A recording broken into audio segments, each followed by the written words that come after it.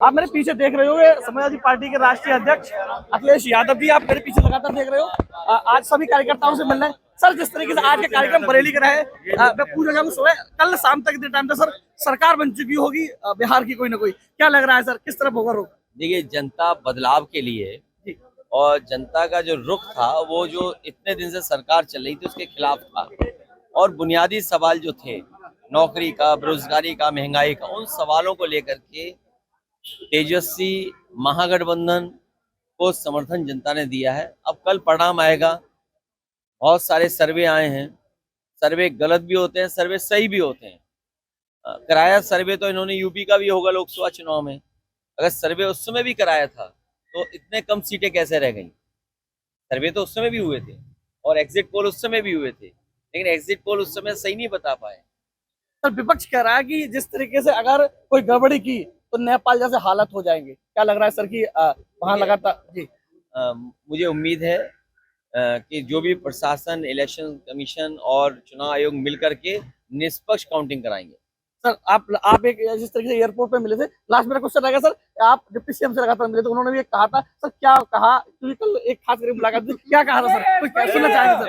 एक minute sir, last deputy CM लगातार इतनी जल्दी में मत रहे सर। 11 जनवरी 2027 में चुनाव डिक्लेयर होगा, लगभग 11 जनवरी। अब हमारे पास 425 दिन होंगे। कोई भी लड़का चैट जीपीटी पे चेक करो जरा, कितने दिन है? 425 है कि 426 है या 423 है? इतने दिन बचे हैं। और उत्तर प्रदेश विधानसभा है 403, तो 20 ही दिन तो ज्यादा है। चुनाव आ गया और जैसे जैसे चुनाव करीब आएगा उसका थर्मामीटर में बताता हूँ आप, हमारा जो प्रशासन है उसका रुख बदल जाएगा। वही समझ लेना कि सरकार जाने वाली है। इसलिए सीएम, डिप्टी सीएम क्या है, एक ही मंत्र है। जिस समय सरकार कमजोर हो जाती है उस समय कम्युनल हो जाती है सरकार। उनके नेता कम्युनल भाषा बोलने लगते हैं। अगर कम्युनल भाषा बोल रहे हैं नेता, नफरत की भाषा बोल रहे हैं, तो इसका मतलब सरकार कमजोर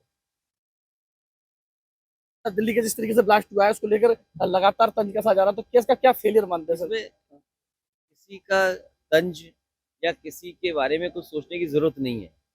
हमारे देश के प्रधानमंत्री ने कहा कि भारी मन से उन्होंने ये दुख देखा है, तमाम जो पीड़ित हैं, घायल हैं, उनसे मिले हैं, जान गई उनके लिए दुखी हैं, तो चाहे वो हिंदू हो चाहे मुस्लिम हो।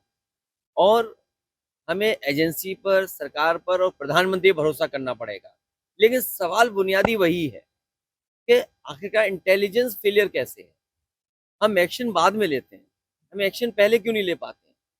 वो कॉम्पिटेंसी कैसे आएगी? वो हमारे इंफ्रास्ट्रक्चर क्या होगा कि जहाँ पर इंटेलिजेंस हमारी इतनी स्ट्रांग हो कि कोई इतनी बड़ी घटना ना हो पाए।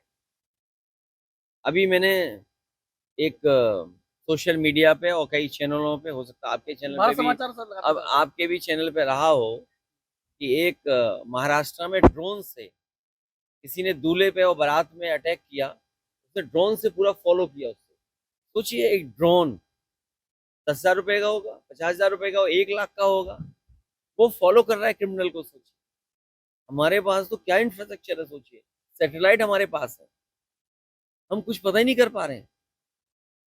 गूगल अर्थ पर कितने फीट से हम लोग देख लेते हैं, ऊपर इमेज देखते हैं ना, 2,000 फीट, 3,000, 4,000 फीट से दिख जाती है। ऐसा खर्च करो तो और करीब पहुंच जाएगी सैटेलाइट, उसका कैमरा। हर दुकान, घर पे सीसीटीवी कैमरा लगा है, उसके बाद इतनी बड़ी गलती हो रही, तो इंटेलिजेंस फेलियर तो माना ही जाएगा। चलो, धन्यवाद। ये तो मेरे साथ में राष्ट्रीय अध्यक्ष समाजवादी पार्टी के कैमरा पर्सन शुभ्रेश के साथ भारत समाचार के लिए विपिन यादव।